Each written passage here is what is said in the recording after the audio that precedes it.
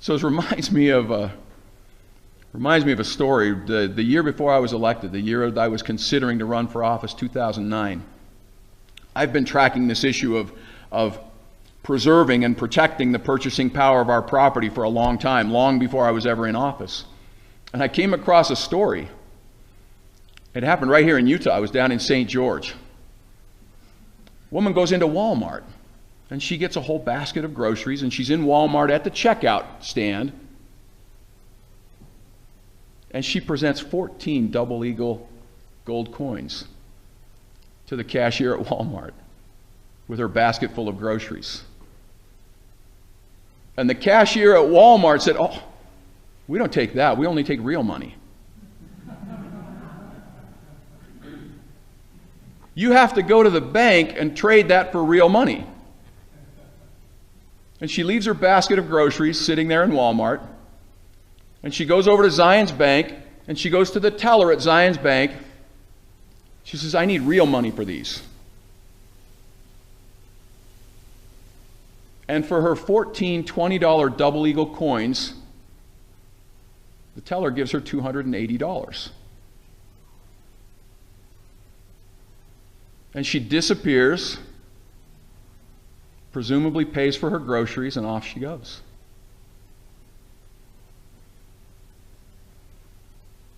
$14 $20 double eagle coins, ranging in date from about 1875 to 1927.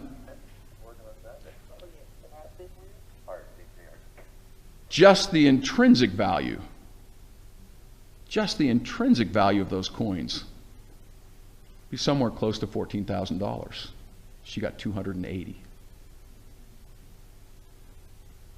The worth of those coins, depending on the grade, could be in the millions. Literally in the millions. But Walmart and the woman wanted real money.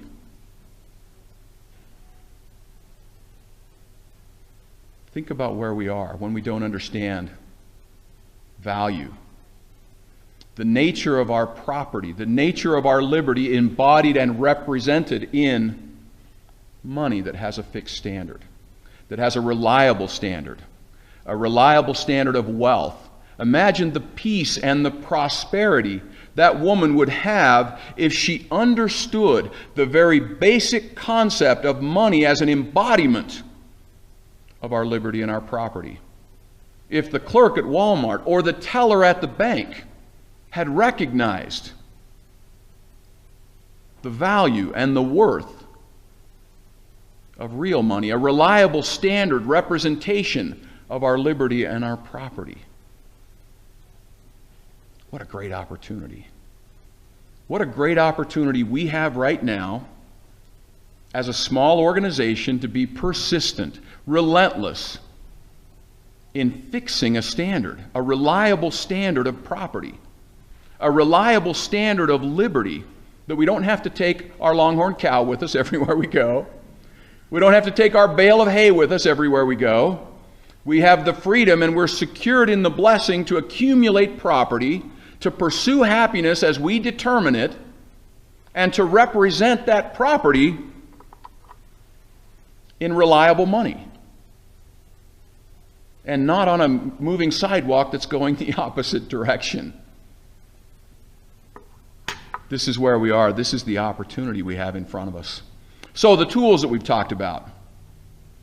I've already filed the bill for the state of Utah, building on the Utah Legal Tender Act, for the state of Utah to recognize, authorize, and invest in real money.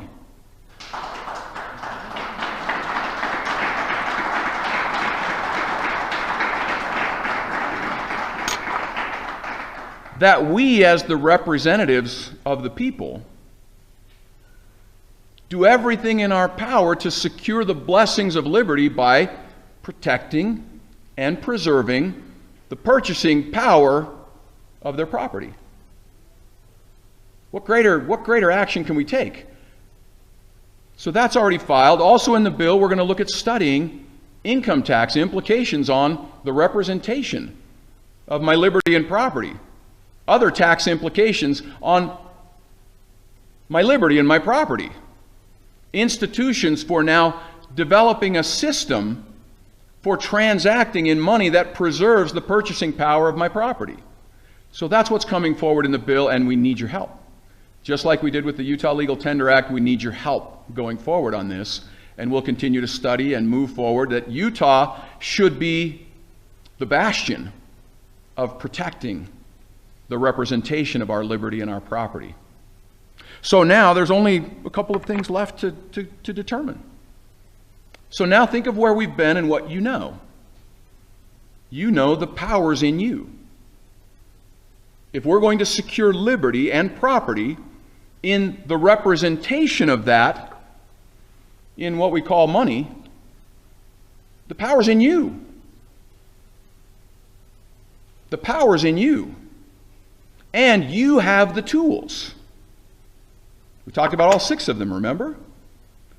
We've got a Senate that gives us ability in Congress. We've got legislation at the state level. We've got a governor that we hope he'll start frowning more and more and being duly exercised, that we're not preserving and protecting the purchasing power of our people's property. We've got litigation, we've got not yielding, and we've got the ability under Article 5 to restore that system that conveys us to peace and prosperity. The only question now, in conclusion, the only question now is what are you going to do with the tools that you have?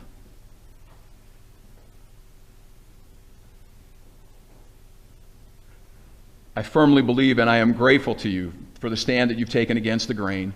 It's time to restore that system, that reliable system of peace and prosperity, that system that conveys us. It's time to get off the moving sidewalk going backwards.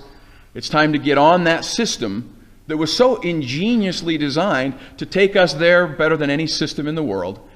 Thank you for what you're doing, and let's move forward on that. I appreciate your help. Look forward to your support. Thank you very much.